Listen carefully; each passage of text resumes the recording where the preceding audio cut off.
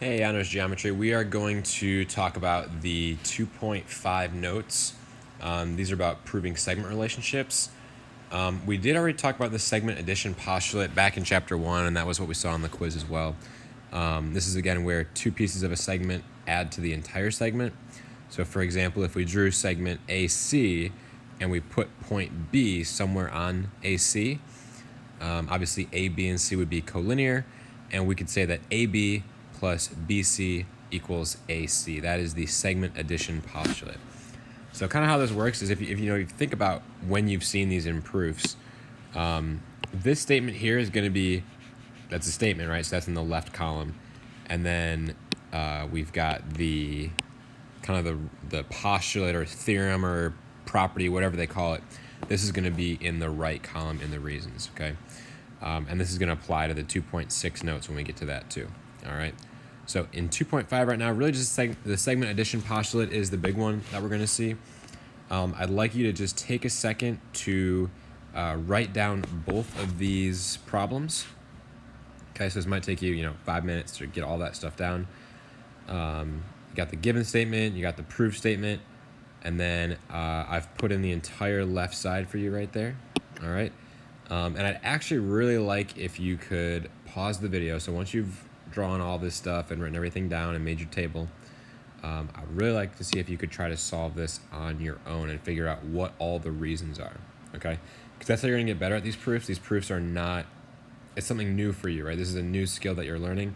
So the best way to practice is just to try it on your own and then resume the video, and then I will go over the answers, all right? So pause the video now and try these on your own.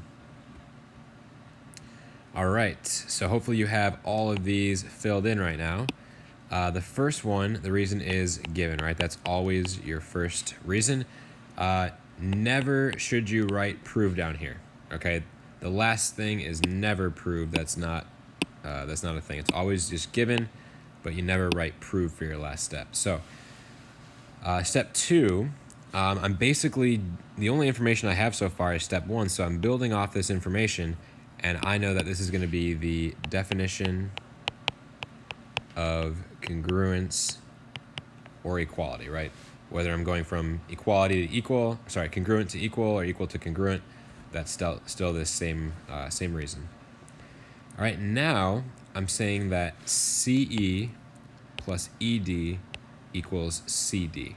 All right, so if I look at my picture, I'm saying that CE plus ED equals the entire length of that segment. So I know this has to be the segment addition postulate.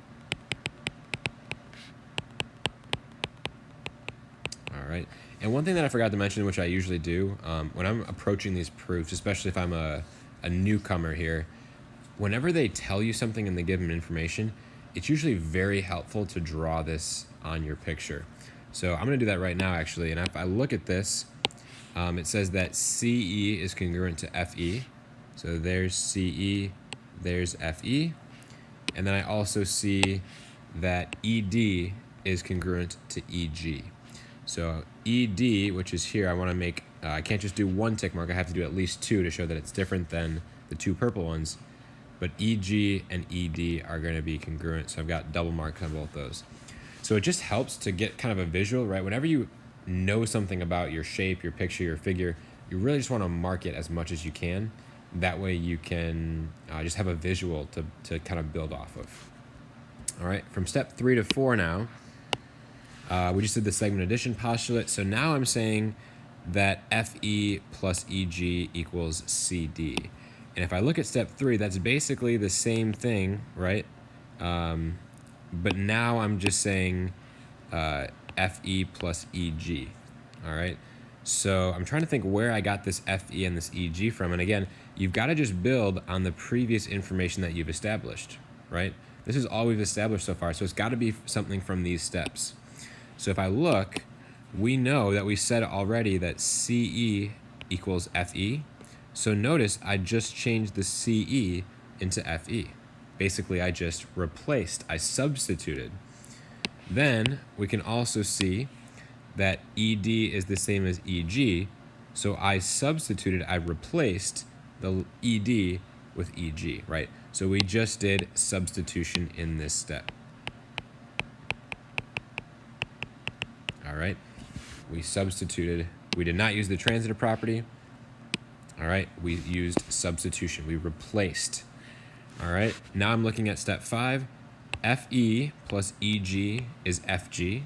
Well, if I look at my picture, we've got FE plus EG equals FG, the whole thing. That's definitely the segment addition postulate again.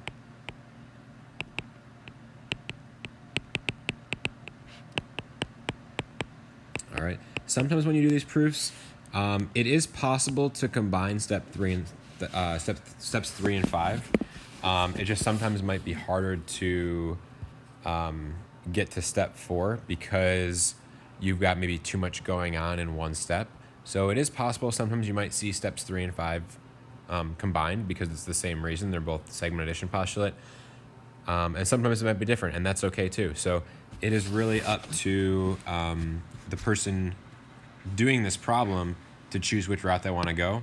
And so I'll see it all the time on tests and quizzes where, somebody might choose to do this problem in 7 steps and somebody might choose to do it in 6 steps.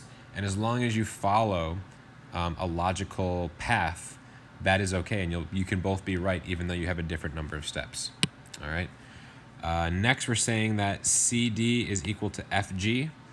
This one here, we might think substitution, but if we look at these steps here, we see that CD equals FE plus EG, and FG also equals FE plus EG. So we know that if A equals B and A equals C, then it has to be true that B equals C, right? That is the transitive property, all right? It looks kind of like substitution, but it is not substitution. This is the transitive property, all right? All right, we're just gonna say transitive. I have a quote. My quote is, when in doubt, transitive, right? Substitution and transitive properties are very similar to each other. Substitution, again, is just you're replacing one value, or 2 in this case, right? We replace these values.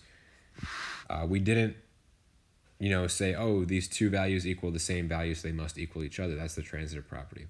So whenever you see something and you're like, oh, wait, is that substitution? Is that transitive property? And you're not sure, I always say, when in doubt, transitive, all right? Because it's typically the transitive property.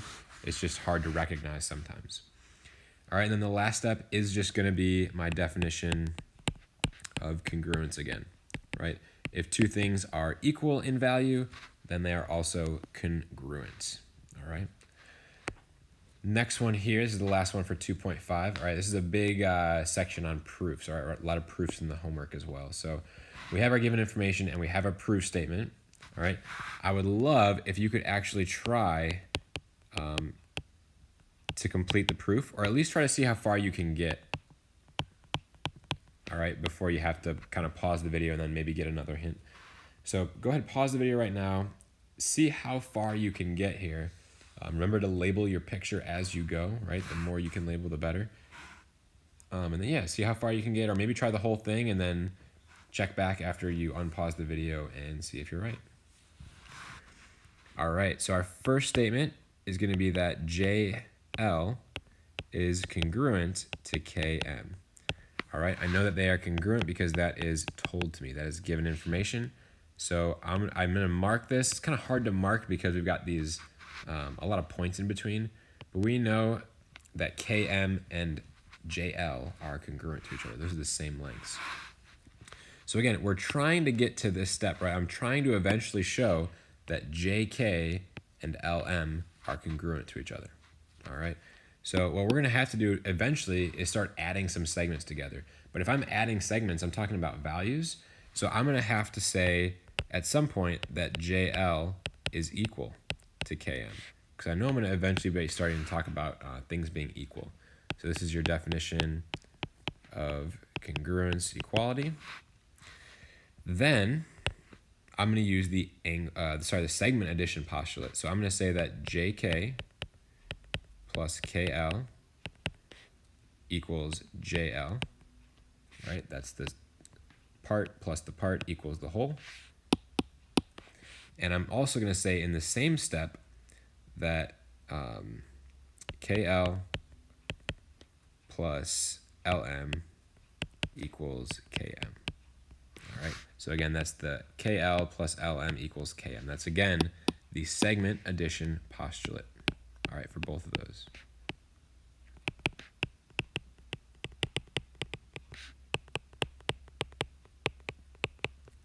All right, next up in step 4, I'm trying to somehow make a connection here, right? Because I see I've got JK here, I see I've got LM here, which I'm eventually working towards. So I've got to try to figure out a way now to get these kind of in the same equation together.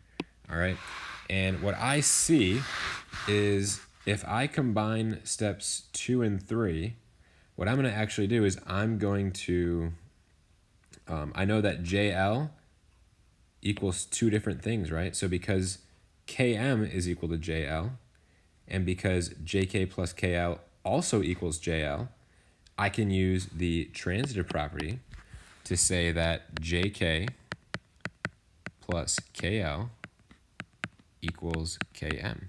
Again, where I got that from was I said that, well, since JL equals KM, there's my KM, and it also equals JK plus KL, there's my JK plus KL, they must equal each other, okay? So that is, again, the transitive property.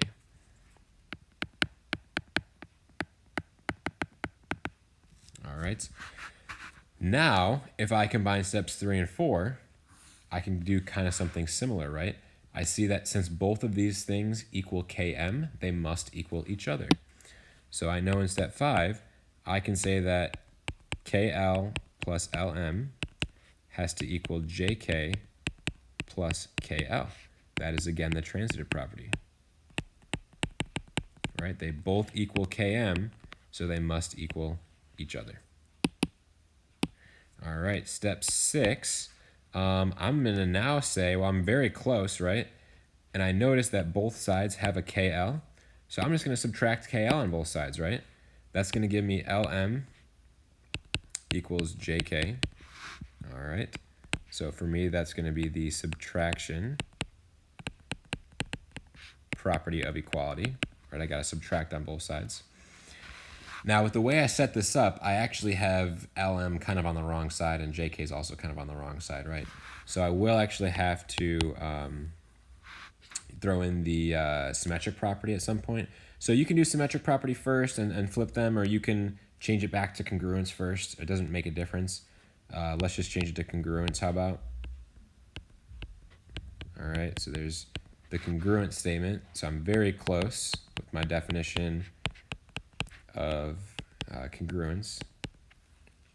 And then the last step is just going to be my symmetric property, where I switch these and say that JK is congruent to LM, right?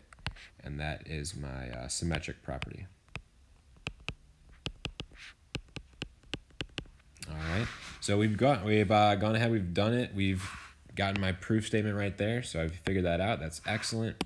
And again, when I did this proof the last time, I didn't even have to use the symmetric property, just because when I wrote this step right here, I actually wrote it with the other way around, right? Because they both equaled Km.